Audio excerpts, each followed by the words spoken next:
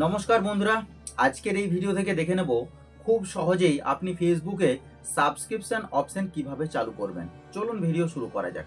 তো প্রথমেই আপনি আপনার মোবাইলে থাকা ফেসবুক অ্যাপ্লিকেশনটি ওপেন করে নেবেন। ফেসবুক অ্যাপ্লিকেশনটি ওপেন করে নেওয়ার পরেই ওপরে আপনি দেখতে পাচ্ছেন থ্রি ডট, এই থ্রি ডটের উপরে আপনি ক্লিক দেবেন। থ্রি ডটের উপরে ক্লিক দেওয়ার পরেই আপনার সামনে এই ধরনের একটি ইন্টারফেস চলে আসবে। এখান থেকে আপনি প্রফেশনাল ড্যাশবোর্ড ওপেন করে নেবেন। প্রফেশনাল ড্যাশবোর্ড ওপেন করে নেওয়ার পর আপনার সামনে এই ধরনের একটি ইন্টারফেস চলে আসবে। এখানে লাস্ট 28 দিনে আপনার কত ভিউ হয়েছে সমস্ত কিছু এখানে শো করবে।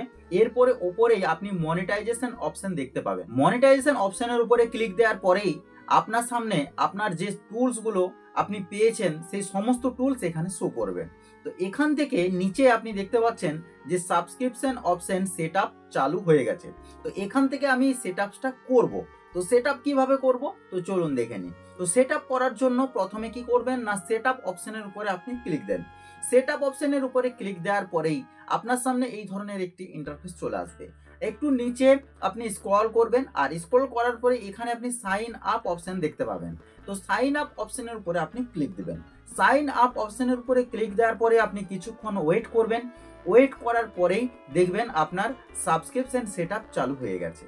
এরপর থেকে আপনার পেজ বা প্রোফাইলের কেউ যদি সাবস্ক্রিপশন নিতে চায় তাহলে সবাই আপনার সাবস্ক্রিপশন কিনতে পারবে, সেটা একটা অর্থের বিনিময়ে। তো চলুন আজকের ভিডিও এই পর্যন্তই। তো দেখা হচ্ছে পরের কোনো নেক্সট ভিডিওতে। ততক্ষণ পর্যন্ত আপনারা ভালো থাকবেন, সুস্থ থাকবেন। ধন্যবাদ সবাইকে।